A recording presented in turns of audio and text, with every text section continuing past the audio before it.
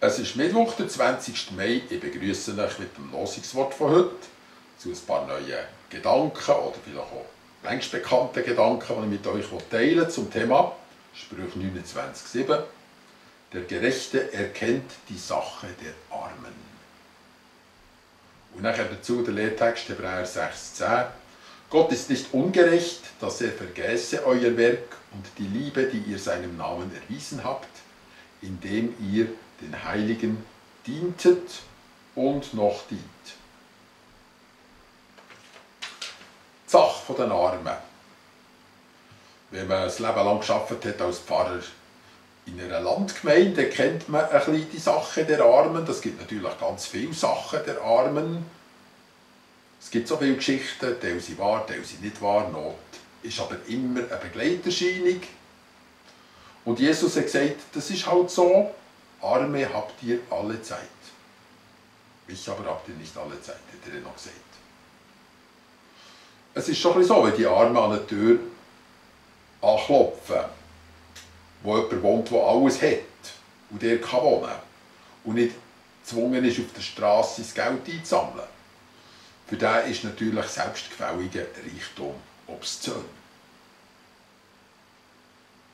Aber wir probieren jetzt ein bisschen durch die Augen der Armen zu schauen. Man kann das zum Beispiel so machen, indem man etwa einmal im Monat die 5 letzten Minuten aus dem Film Schindlers Liste anschaut. Für die sich schwach erinnern oder es nicht so kennen, noch kurz zusammengefasst, der Oskar Schindler hat ja ein Geschäftsmodell entwickelt, zur Zeit, wo man die Juden in die Arbeitslager und in andere Konzentrationslager gesteckt und hat gesagt, ein paar könnt ihr mir geben, die so ein bisschen tüchtig sind, und ich kann ein paar Lücken in eurem Armeebedarf durch clevere Erfindungen und gute Produktionen schließen. Solche Lücken schließen kann ich mit billigsten Produkten. Ihr müsst nicht viel dafür zahlen, aber doch so, dass ich die Arbeit am Laufen halten kann. Und sie war sehr einträglich, obschon wir etwa 3-mal einen Neustart machen mussten, einfach wegen Verschiebungen und Kriegsentwicklungen. Aber es war eigentlich immer die gleiche Idee.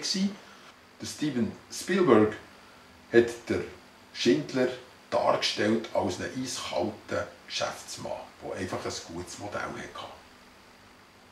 Wenn man dann zum Schluss kommt von diesem Film und man merkt, es hat am Schindler angefangen, wo er so in den ganzen Vernichtungsmechanismus vom Nationalsozialismus mehr und mehr hineingesehen und mehr Schicksal lernen kennen. Am Schluss aber, wo in seiner Fabrik das Ende des Krieges verkündigt wurde, hat man gesehen, wie sie Goldzähne rausgezogen haben, um ihm einen Ring von der Dankbarkeit zu schmelzen. Sie haben das gemacht, haben ihm den angelegt und dort ist der Schindler zusammengebrochen. Plötzlich hat er ganz tief verstanden, was das für Leute sind, denen er ja auf eine Art dient hat. Nicht immer aus Liebe, längstens nicht.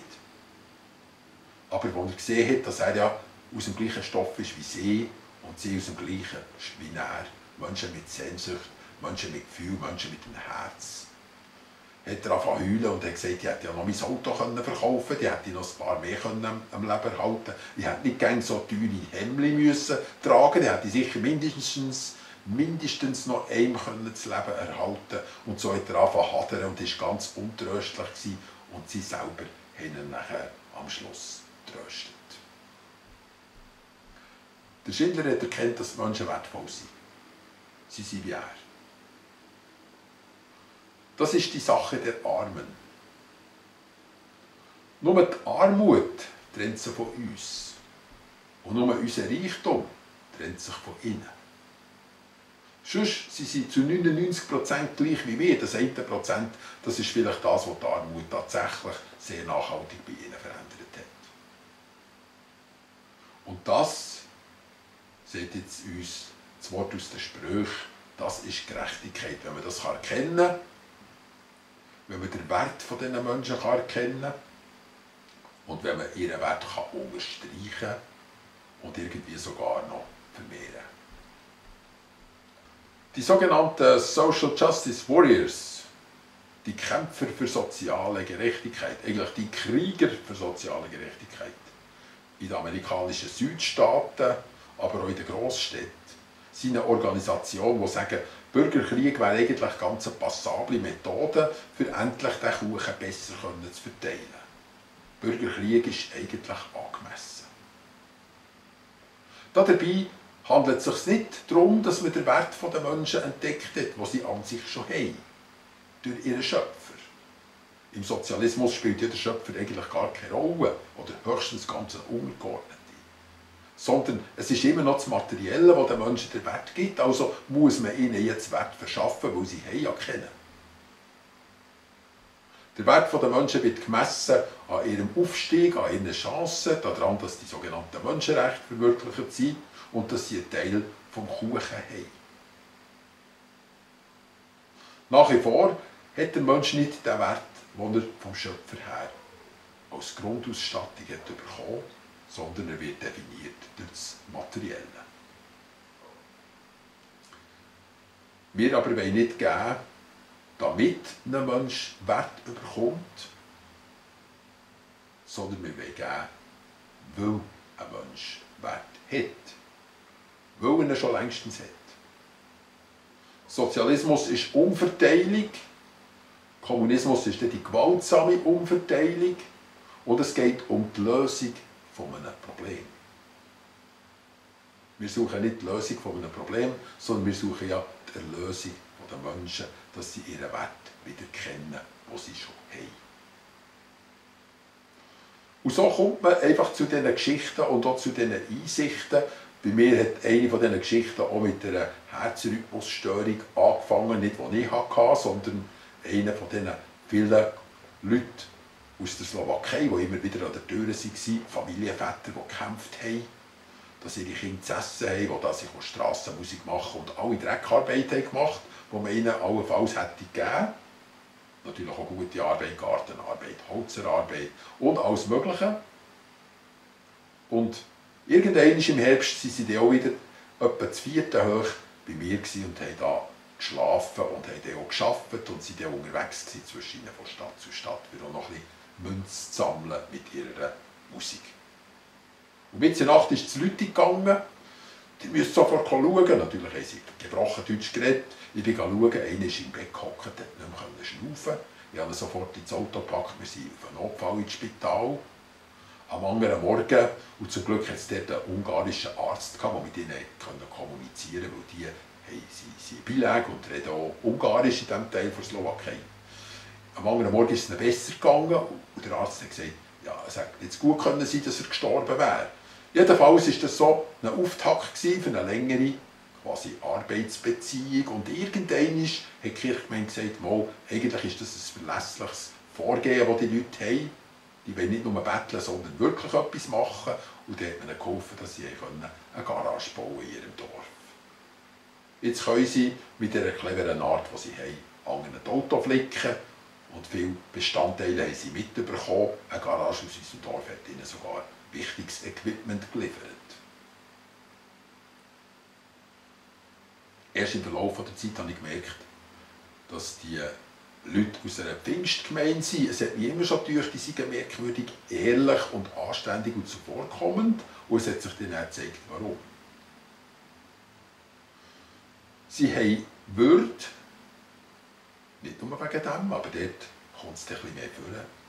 Würde wie wir und wir unterstreichen sie, wir unterstützen sie, wir bauen sie vielleicht sogar ein bisschen aus und sie können nachher würdiger leben als nur vom Betteln.